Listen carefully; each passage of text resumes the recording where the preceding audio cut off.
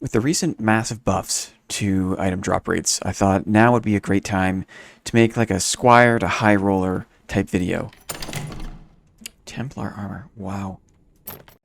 Whoa. Wow, a nice one. Whoa. Where I challenge myself to drop in for a single farming run and use whatever I can find to build a fighter kit for high roller. Okay, so here's what we got from our farming run. We made it out with all of this stuff. And here's what we were able to pull out, including the stuff from the Expressman.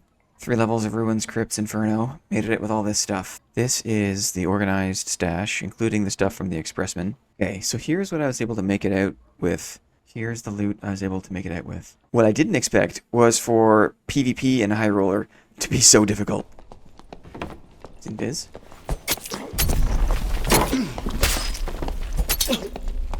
Darn. Ice Fang. Interesting. In fact, I lost almost all the fights I got into. And some of that is related to a difference in gear power, sure. In this game, gear, at least for now, can offer a massive advantage. 32 strength on the survival bow. True physical, extra true physical. But really, most of my losses in high roller come down to poor decision making. And I'm realizing that that's kind of the ultimate skill in this game. Can you make the right decision under pressure? So for this video, let's take a look at some of my failed 0 to hero high roller raids and analyze the combat and the decisions I made.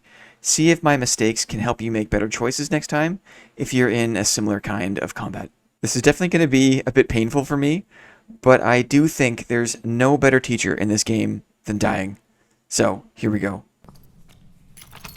Let's see what's up.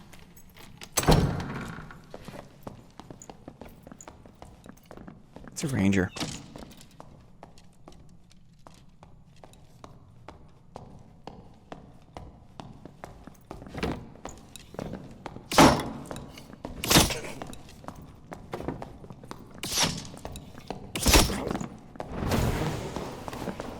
Watch the line.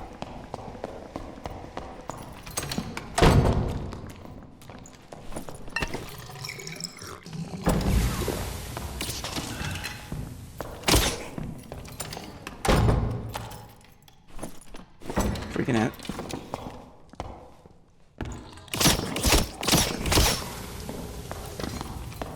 Oh, darn. I lost the door game. He really peppered me with those survival shots.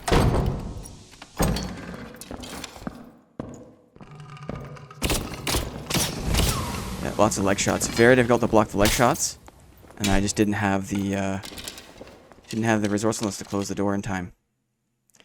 Tricky, tricky, tricky. 32 strength on the survival bow. True physical, extra true physical. So, true phys survival bow build. Very good. Very difficult. Okay, let's take a look at this first combat and see what did we learn, what can we learn. Let's see what's up. You always want to get identification on the class you're up against. It's a ranger. I see it's a ranger. So I do a quick scan here. I didn't close the door behind me. If I'm going to fight the ranger, I have to be very careful what module it happens in. I don't want them in a big open module like the valley that I just came from or the jail that is north of this module. So knowing where you are in the map and knowing what modules are better to fight a particular class is really important. I decide to push the ranger to see if I can close the gap and get some combat in this Ants Nest module. I get hit a few times with the line. I'm not totally bothered by it, and I say watch the line because I know in all likelihood this ranger is leading me back to where they have a trap down. So watching how they move, watching if they jump, when they jump, are all indications of trap danger. So I missed the door here. I've taken damage. I want to get some health back. My goal here is I know I can't catch the ranger. The ranger probably has way more movement speed than I do, especially with my sprint gone. So the only hope I have to getting the ranger into melee combat, into sustained melee combat, is to do my ranger door trap play, where basically I wait on the hinge side of an open door, and I wait for the ranger to come through the door, and I try to close the door behind them, trapping them in this smaller space where I can get my melee damage in. But here I'm kind of like between motions, right? I'm not blocking well. Freaking out. I'm also not closing the door. And then look at the damage that takes off. I had, over half health. 4 shots of the survival bow just absolutely chunked me down. And so that is disconcerting. Oh, darn. I try to close the door to get myself a breath to take another health pot, but he comes back in with the spear and is GG. I lost the door game. And so here's another look from the ranger's perspective. And this is a good example of the shield not covering as much as you think it does from the first-person perspective.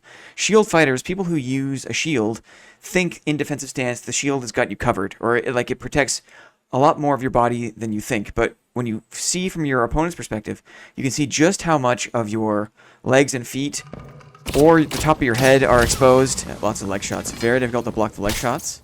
And against a ranger with good accuracy, especially a ranger with a lot of true fizz on the survival bow, that's a lot of damage you're going to take even from getting hit in the leg or the foot. So the lessons here, the main takeaways are, number 1, it's almost always dangerous to push a ranger. Number 2, if you're going to try to do the ranger door trap game, make sure your timing is absolutely spot on, because if you fail to trap the ranger in the door, then you're taking more damage than you signed up for. And number 3 is you can try your best to protect your legs, but no matter where you block, if you block low or you block high, there's going to be a portion of your body that's exposed, and against an experienced ranger, chances are you're going to take a lot of damage. So I'm not sure what the answer is here, really. Maybe don't push rangers, but if you do, be ready to play perfectly, because if you mess up, then you can really pay for it. Okay, moving on. He's above me here. This is a bad position to be in.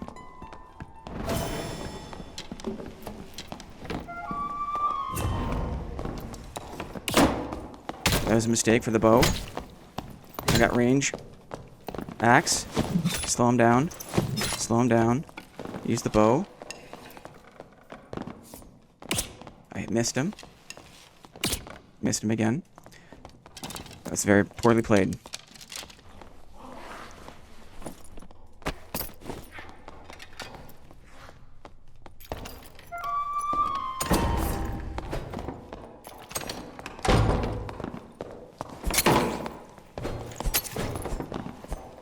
You fell down with me.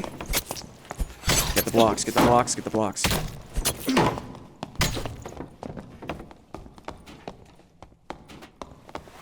Oh, I should have waited for the block. Darn, darn, darn. I got too many hits off the top. I should have waited. Very, very close. Very, very close. I played very poorly against him. I missed some of my shots. And he knows how to run through mobs.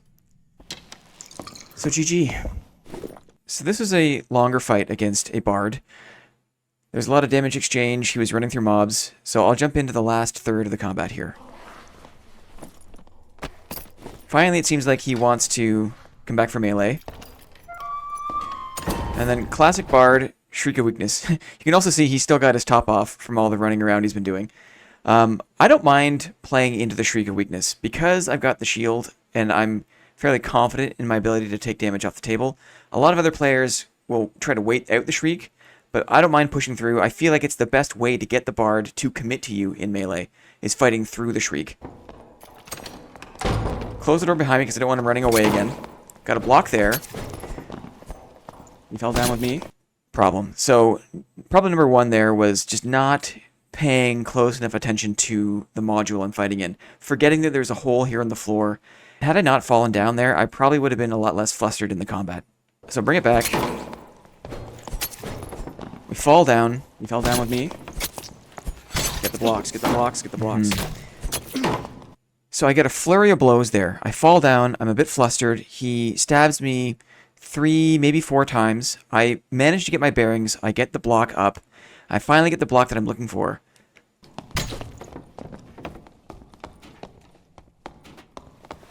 Oh, I should have waited for the block.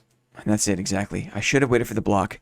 Rule number 1 of playing Shield Fighter is, especially when you have low health, especially when you and your opponent are both basically one shot, having the diligence, having the confidence to wait for their attack, and trusting in your ability to block that attack for the counterattack is one of the hardest things to do playing this class. And you can see even me with my 1,600 hours of experience, when the chips are down, when emotions are running high, I still give in to temptation and attack first. And when you attack as a shield fighter, you are open to being hit, and in this situation, I can't afford to be hit even once. Oh, I should have waited for the block, and that's what happens. Darn. I got too many hits off the top. So, back to basics. Wait for your opponent to attack first, and it's especially hard when you've got low health, but it's super important. Wait for their attack, counterattack. Good luck.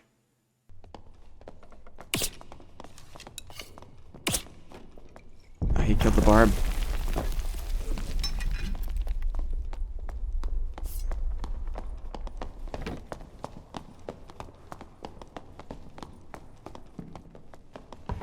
He's here in front of me.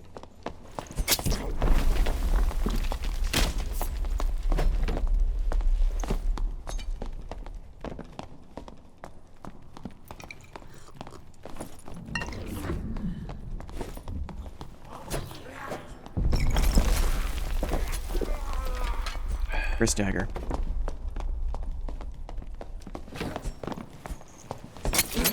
Darn. I'm dead. Darn. Got me with a great headshot. That was a very powerful headshot. Very powerful headshot. Dexterity is 38.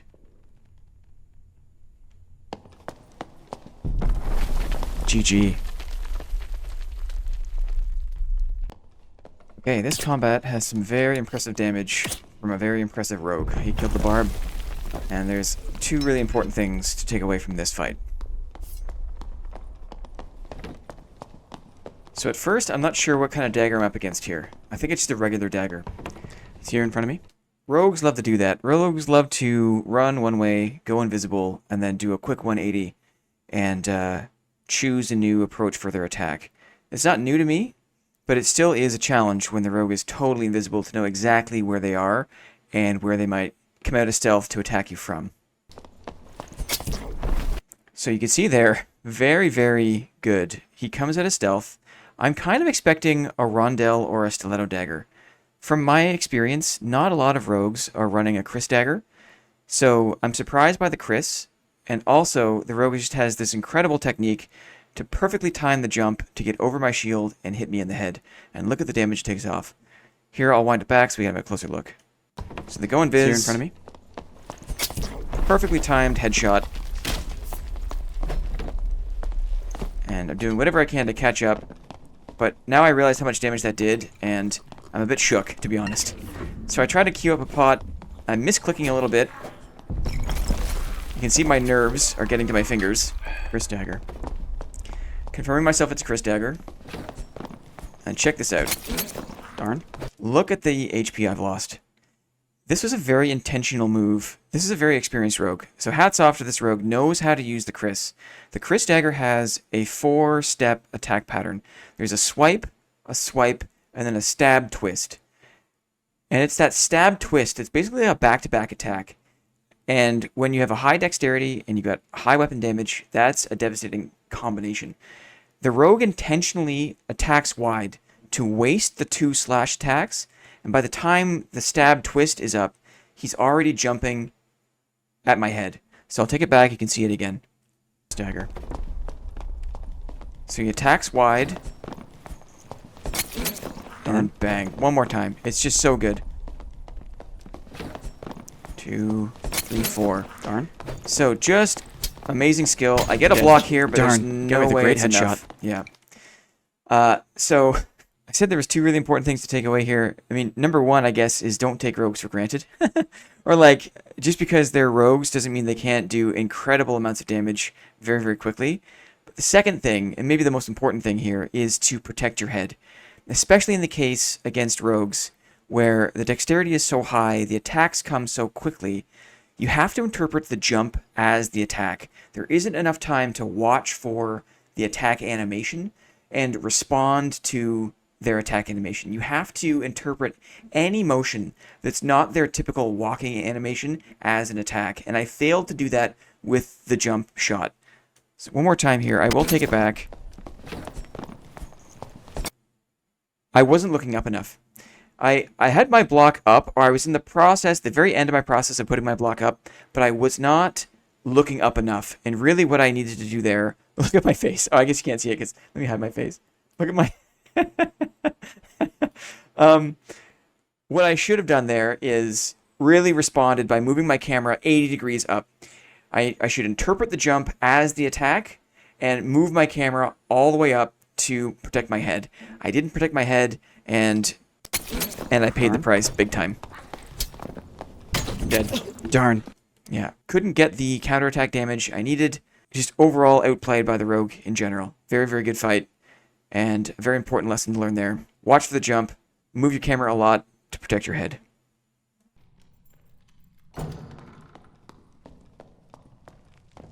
Crystal Sword Fighter.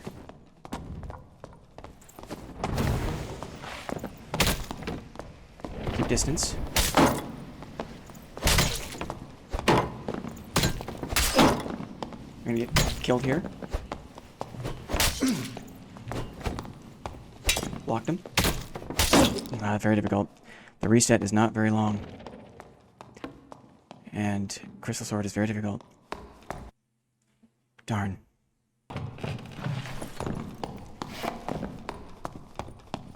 Will is 37.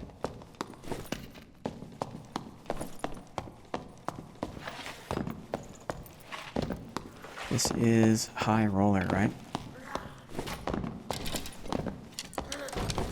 Sword mastery. Wow. Okay, this one's a bit of a frustrating clip for me to review. It's versus a fighter using a crystal sword. Crystal sword fighter. And normally it would be no problem. It'd be like fighter on fighter combat. But the crystal sword is a thrusting weapon. Distance. You can see there. Keep distance. That thrusting weapons versus shields in this game always have an advantage. Because of the way that shields work, because of the way that the thrusting attack animations work, along with the spawning in of the thrusting weapon's hitbox, a thrusting weapon is always going to go through the shield at a certain distance. Which is really annoying. It's really frustrating, because it means that with the game in its current state, not only do you as a shield fighter have to outplay your opponent, but you also have to outplay the game. If you are too close to a thrusting weapon, like a crystal sword, like a rapier, like a spear, that weapon can thrust clip through your shield and hit you even though you're blocking.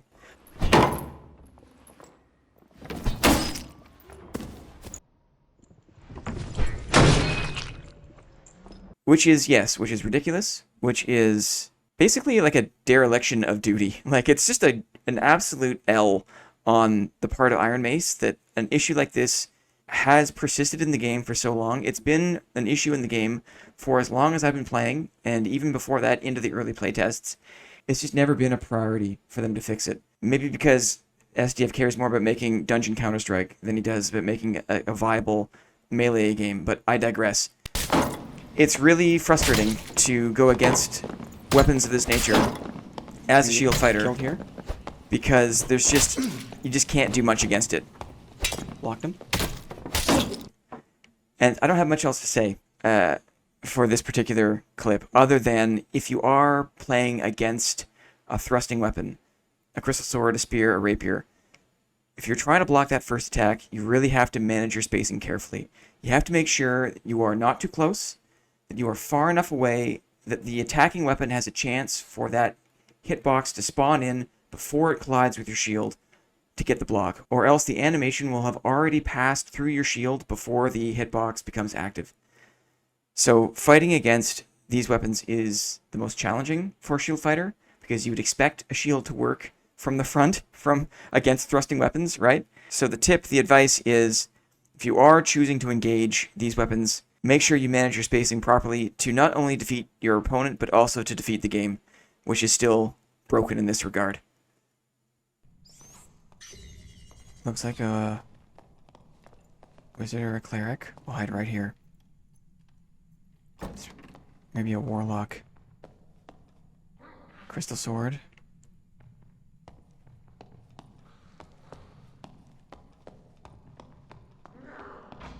He's got the archer on him. Maybe took a hit. We'll push him.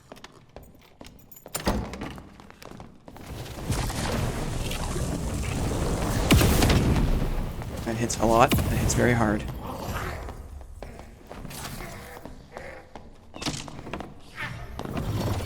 Oh, hit my feet. I got absolutely blasted by that guy.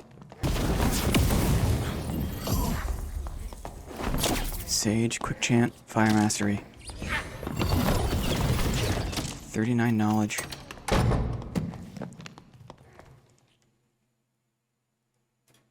Wow. So trying to sneak a peek there through the window, size up my competition, get an idea who I'm going against. He's got the archer on him. Maybe took a hit. So combination there of some map awareness and the use of the outstanding audio design in Dark and Darker.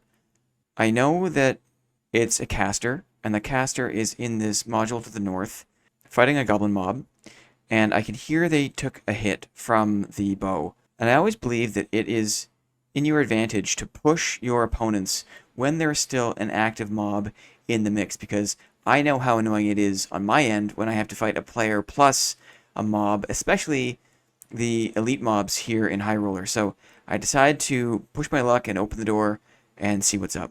We'll push him. So definitely a wizard, a caster, a wizard in this case. And I was not prepared for what happens next. I don't fight that many solo wizards. I don't see a lot of them around, to be honest. And certainly not in these uncapped lobbies. I play mostly in mid-roller because I think it's more fun. But for this challenge, here I am in High Roller, and so I don't come up against these super kitted wizards very often, and I was unprepared.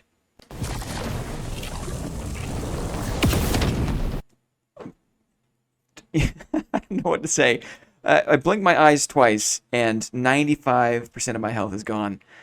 What happened there? I think what happened there was I push the door, I get hit by a quick chant explosion spell. So there it is. I'm just hit scanned. Before I even realize what's going on, the wizard's already queuing up a fireball, which I managed to block. Had I not had my shield up, would have died there for sure. But very, very quickly, it's very hard. I am almost dead. So I don't even know what to do. All right. I try to fall back through the door, just trying to get my bearings a little bit, and before you know it, the magic missiles are coming out. I think I've got a chance to block, and they touch my feet, and down I go. Oh, hit my feet. God, I got absolutely blasted by that guy. Yeah. So here's from the wizard's perspective. This is after the initial explosion fireball damage. He's getting pushed by a ranger to the north, but he just wants to move in and finish me off. You see me here in the doorway, not really knowing what to do. I think had I been smart, I probably would have tried to go towards the wizard to at least cut down the angle, or maybe push my shield up into the caster hand hitbox. If you can put the shield into and touch the hand, then you will stop the casting of the spell. But there's a little too much distance here, and he's able to shoot me right in the feet. See how many magic missiles came out of there? 3 or 4 just melted my feet. At least. So, not much advice here.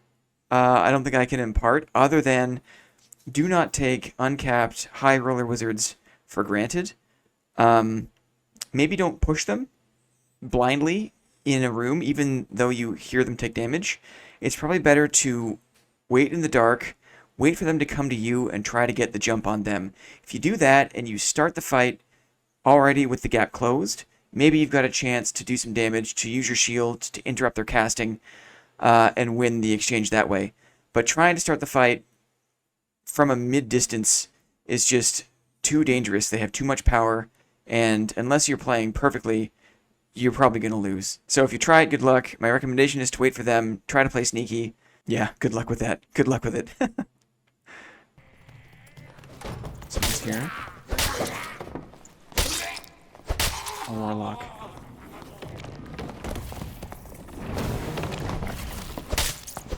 Spacing. Spacing. Blocked him. We got him. Another footstep. Someone else coming in. We're in the dark here. Blocked him. Blocked him. Keep blocking.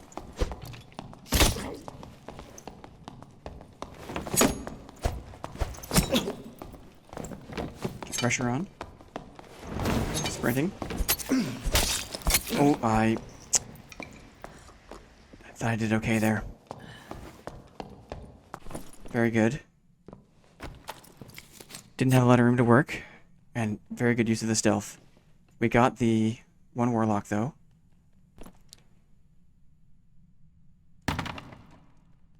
Yeah, stealth and creep, very good. Okay, finally beat a player in this clip, right? We got one, at least. A warlock. It was a warlock. Moving in, block the curse, close the gap, block the curse. Some good spacing there. Against the falchion is very difficult. It's a very long, single-handed weapon, even though it doesn't seem like it should be. It has a much further reach than you'd expect. So I think I was pleasantly surprised I was able to space there and avoid damage. Blocked him. We got him. That there's a great example of not having to block every attack that your opponent throws at you, but waiting patiently, anticipating your opponent, and moving in to block an attack that you have the most confidence in blocking. The falchion is a very difficult weapon to block, and you notice just how far I have to turn my camera to get my shield in the right position to prevent the damage. Facing. Blocked him. Yeah, there's a little jerk to the left there. But another footstep. That's not all, right? Someone else coming in. Okay, so I took damage from the warlock fight. I'm bandaging up. The door's opened. I have no idea who's there. I heard light boots, but that could be anybody, right? That could be a barbarian in Lightfoot boots. That could be a caster. That could be a rogue. That could be a ranger. Could be who knows, right? Who knows? My mistake here is that after my bandaging is done, I stay with my fists. I don't want to make any sound, and so I don't pull my weapons out. But that leaves me quite vulnerable. We're in the dark here. Also, did you hear any footsteps? That rogue was totally silent, which was amazing. I haven't played, I guess, against that much creep. Most of the rogues I run into these days are mosquito rogues, aren't like full-on creep, ambush, stealth rogues, and I was very impressed by that. You'd also notice the little turn I do here. I want to make sure that I've got no silhouette, that there's no darkness behind me, because if I am going to sit here and wait and try to ambush whoever is behind that door, I want to make sure there's no light behind me, and I was pretty happy with the amount of darkness. It wasn't perfect, but I figured that I was safe enough that I could just sit and wait to see who came through the door, but I did not expect it to be a rogue in my face. We're in the dark here. 2 hits, 2 headshots, I'm assuming, and I'm below half health, so that's put me on the back foot to start. Blocked him. Blocked him. Keep blocking. I managed to get 3 blocks in the combat, which causes the rogue to back off, which I was happy about. But they're very quick, nimble fingers. They got the crossbow shot off. I blocked the throwing knife. I get hit there. I'm surprised not to see any poison damage, because like I say, I'm used to fighting kind of mosquito rogues that rely more on the rupture and the poison damage. So even though here I'm hurt, I know the rogue is also hurt. What I don't want to do is peel away, give the rogue space, because they're just going to run and close the door and surge kit and then come back full health. I figure that even though I'm hurt, I still have some advantage here in combat because they're also hurt. So my goal is to close the gap, to make sure they don't get away, to roll the dice on the last phase of melee combat, try to use my shield, try to do the last bit of damage I need to win the fight. Turn on. Sprinting. Oh, and there's the issue. So I closed the gap. I'm not surprised to take the first hit. He was very quick, high dexterity. The attack speed is so high. I'm not surprised to get hit initially. My mistake was a classic one. I didn't wait to block the second attack. I got hit, I'm flustered, and in response, I attack, and as such, I'm open to being attacked. I'm open to being hit. As a shield fighter, again, the number one rule is you have to wait to block. You have to wait for a confirmed successful block and then counterattack. Because my health was so low, I couldn't gamble with a trade, but I did, and I lost. So, if you are a shield fighter, an aspiring shield fighter, an experienced shield fighter, it doesn't matter. It doesn't matter what level of experience you have. It's always a good reminder to just try to be patient, try to be diligent, wait for the block, and counterattack. You do that, you'll have maybe better luck than I did here. Cool. Downstairs here.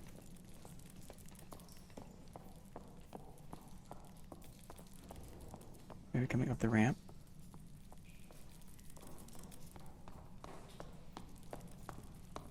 Bonk cleric. Very difficult to block. A lot of armor. Probably killed the warlock.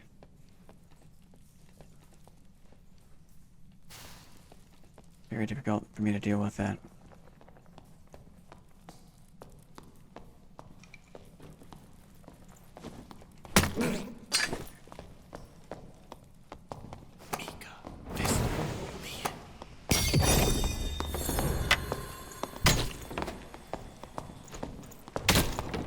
Blocked him. Blocked him. Blocked him. He's running.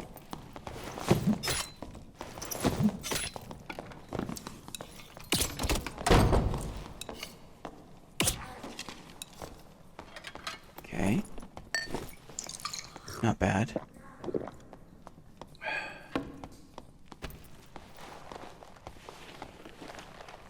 Judgment hurt.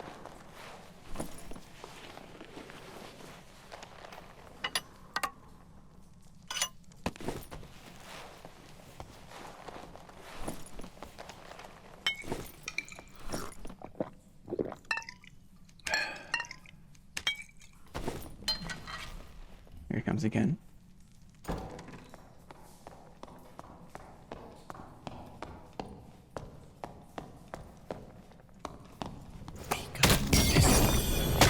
You hit me. Gotta wait for the block. That's it. Wait for the block. He's on me now. Darn, darn, darn. Tough.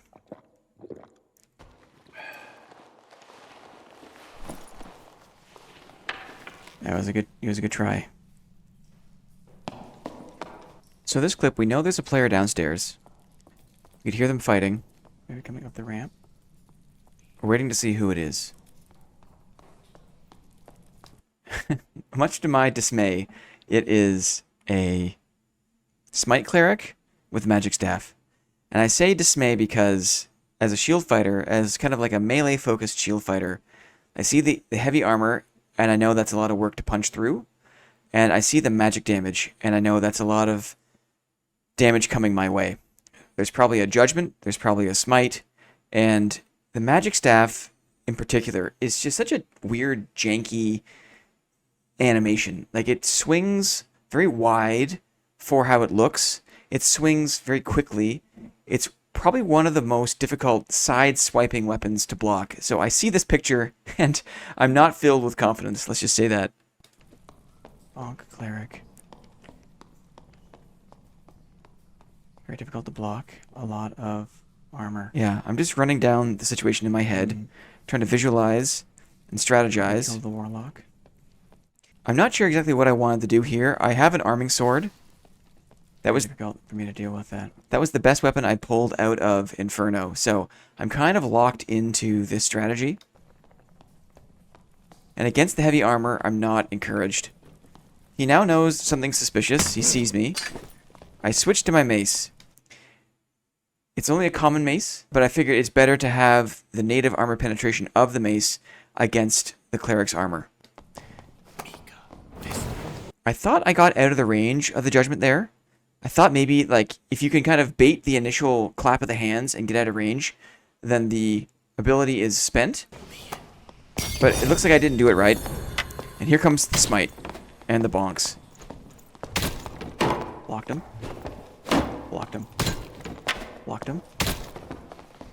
I actually did way better there than I ever have. That's probably the most, like, successful string of blocks against the magic staff I've ever had. And I think it's a combination of a couple things. Number one, I'm turning my camera enough to the right-hand side to anticipate the long reach of the staff. So a confident turn to the right. Also, I'm close enough to the cleric, or he's trying to get close enough to me, that I'm also getting the handle block. There's a very big handle hitbox on the magic staff. So if you're close enough, sometimes you'll get the handle block, or other times, if you turn the camera enough, you'll get the actual full swing block. Whatever the case, I've blocked enough times, I've done enough counter damage that he is forced to peel away. Running. So he's running. Throwing axe hit, survival bow hit, but it wasn't enough to bring him down. Now I'm at a crossroads. I'm hurt. He's hurt. He's closed the door. It's going to take me a while to open this door. He's going to keep running. I can decide to keep chasing and deal with whatever mobs he's going to kind of like wake up in the process there, or I can fall back and get myself back to full health. And I choose the latter. I choose to heal up. Not bad. I'm feeling kind of confident, right? There's a confident string of blocking there. I figure I can heal up, maybe wait for him to come back, and try it again. But note here in the inventory, this is a huge problem I have, and something that I'm actively trying to get over, but I struggle with. I've got 2 magic resistance, magic protection potions here. I don't think to use them. I'm not like a utility potion user. I don't keep potions on my belt because I'd rather try to stay less visible in the dark. So because of that, out of sight, out of mind, I'm so tunnel visioned on healing and just trying to prepare for the melee combat that I don't think to put these potions on my belt, or I don't think to hot switch to them later, and that's a huge problem. So I've got I know that he's going to come back. I know he's going to hit me with Judgment. I know Smite's in the picture, but I don't use these resources, and that's something I need to actively work on going forward. I'll skip ahead here in the combat until he comes back, and sure enough, here it is. Again. So he's got his protection bubble up, right, because he knows I'm dealing melee damage, so he's smarter than I am. He doesn't know exactly where I am. All right, that's mission accomplished. I've got the pots off my belt. I'm hidden in the dark. So I've got the advantage here. I move in. We trade. And then I just don't get the block that I needed to. Like I said, the magic staff is a very difficult weapon to block. I thought I had a good camera position there, but I get tagged and I get chunked. And now I'm flustered and on the back foot. I'll take it back. You hit me. Gotta wait for the block. That's it. Wait for the block. Kind of a half block there. Handle block. He's on me Just now? wasn't enough. Darn. Couldn't get in a good rhythm. I was overconfident perhaps because of how well the first exchange went. I did not use my magic protection potion when I should have. And I maybe was overconfident against the magic staff, which is a very, very difficult melee weapon to block reliably. So, GG to the cleric, and a lot of room for improvement there on my end. Let's see who we're dealing with. Longsword.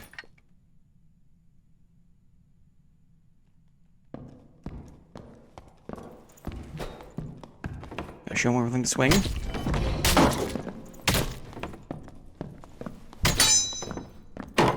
Block him.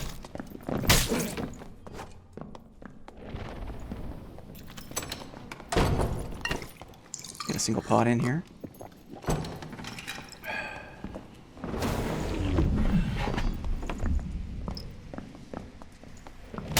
He hit me. He's in.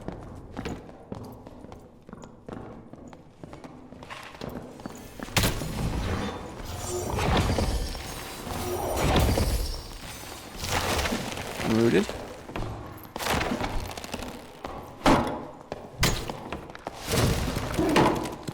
Panther.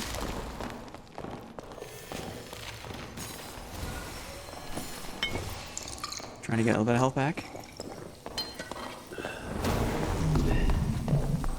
Chase him off here. I got bumped by the bear. box. That was really weird. I got offset by the bear. Okay, the last clip in the video. Let's see who we're dealing with. We got a longsword fighter and then a druid. First, the longsword fighter. So you see there, I didn't know who was behind the door. It's a confirmed armored longsword fighter.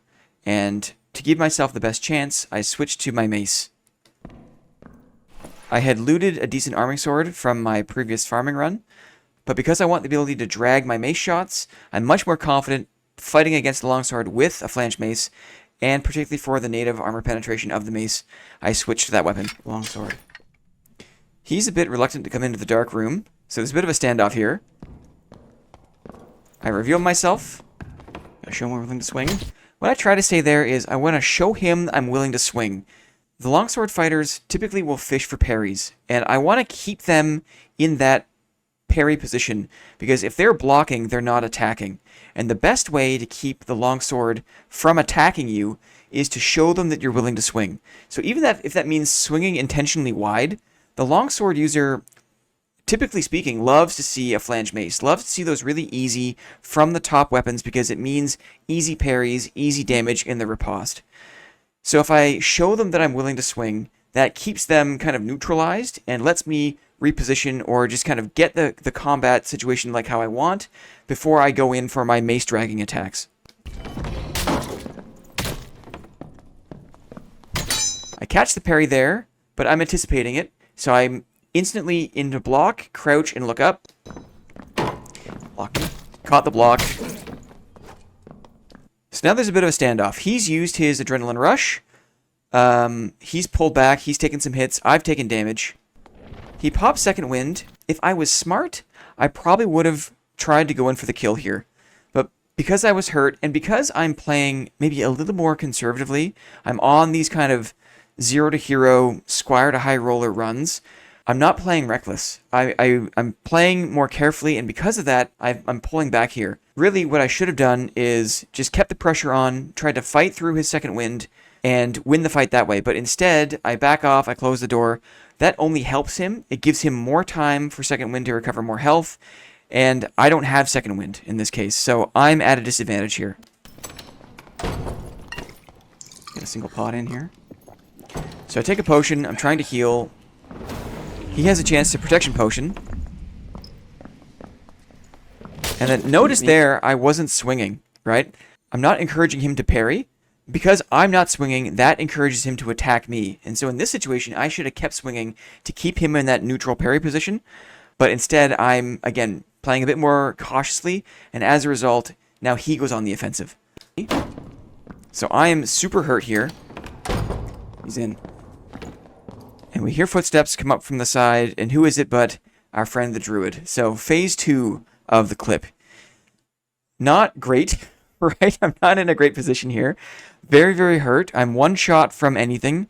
A bite from a spider mummy would kill me. What does the fighter do? The fighter sees the druid and just puts his sword away and runs. He doesn't want anything to do with the druid. And I can't blame him. I decide to, I guess, like, stick around. I didn't want to run with the fighter through the axes, right? That would be kind of weird. But also, I don't really have a great place to go here. So I'm trying to figure out what to do with the druid. Rooted. Some very good blocking tech against the spear there. I'm rooted, I'm stuck in place. The druid moves in to finish me with the spear. I've learned that instead of trying to block from the front, because as we've learned, the thrust clipping is very annoying, right? It's very easy to get hit through the shield with the spear. But if you crouch and look up, that does two things that are good. Number one, sometimes the spear will just miss you, as you saw there. Number two, the angle created by the shield looking up can actually make it easier to register the block. So if you are fighting against a spear, crouching and looking up can be a very effective way to deal with that. He missed twice. The third attack in the spear combo comes from above, and that's a much easier and more reliable attack to block, and you see that I did that here. Bring it back. I'm rooted. Crouch, look up. Crouch, look up. He misses. The third combo. I block. He goes to Panther. I block. Okay. And now, classic druid conundrum. What do you do? We've managed to survive the druid's first onslaught, right? We dodged his magic damage. We outplayed him in melee. We got damage in. We blocked the Panther. The Druid's now probably, I don't know, at 65% HP and has decided to back off. What do? If we push the Druid, then they run. They have infinitely more movement speed than any other class in the game, so that's not a viable option. If we retreat, well, then the Druid just casts the healing that they need and then closes the gap with their ultimate movement speed. So there's kind of like a lose-lose situation here. I don't know what to do. I opt to retreat and at least roll the dice on a health pot. Trying to get a little bit of health back. That gives the Druid enough time to both cast a healing spell and do a protection potion. And now you can see I'm trying to push in, but that gives them the time they need to go to bear. And then something weird happens here. As they transform to bear, I got bumped by... I get kind of nudged. Like the hitbox kind of displaces me. And so I'm trying to keep the Druid in front of me so I can block the bear attack. I'm anticipating the bear form. But because I get kind of bumped or nudged, now the bear is kind of to my side and is able to get the attack in before I can turn and be in the proper blocking position. Chase him off here. So the attack is just so fast. I mean, Druid is just such a horribly designed class. And I don't care what people say in defense of it, about spacing or about whatever. I just think that it's such an outlier. It's such a horribly unfun thing to play against in solos. And you could say, sure, the game is balanced for trios, but then the devs lack the confidence to actually remove solos from the game. And people say that if you remove solos from the game, well, then the game's going to die. Well, I mean, the game is already suffering from absolutely wicked attrition anyways, right? Like, the game is already fading. And I think a large part of it is because there are a couple of classes currently that are particularly unfun to play against. And Druid takes the cake for number one, right? It takes the cake.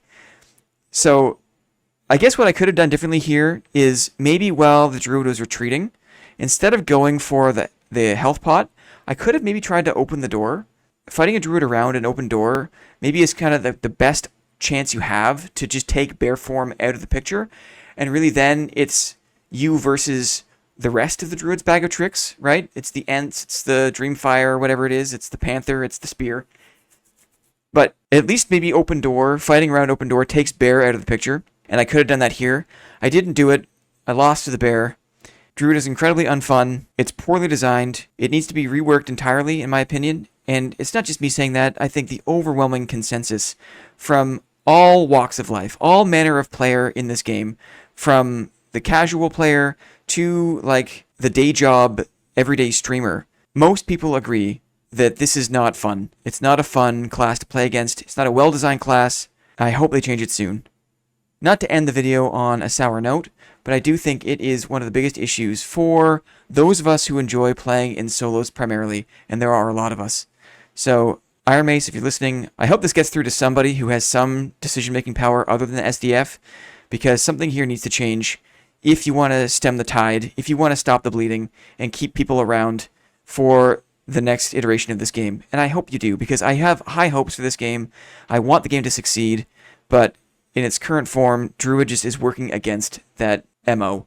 More people are annoyed playing against it than people enjoy playing as it. And I hope you guys figure it out soon. What's going on? Are you a little panther? You a little panther? Okay, if you made it this far in the video, thank you so much for watching. I appreciate your time, as always. If you're interested in more blocking content, me and Burger here, we have a weekly blocking focused live stream. Kicks off every Monday afternoon at 1 p.m. Eastern. Stop by for some chill vibes. More cat time. She can't get enough. She would let me do this all day long. Of course, if there's anything you saw in the video today where you think I could make an improvement, please let me know. I feel like I learned so much from the YouTube community, and I always appreciate your insight. Okay, I think we'll end it there. Thanks again for your time. Appreciate it. Thanks for watching. We'll see you again soon.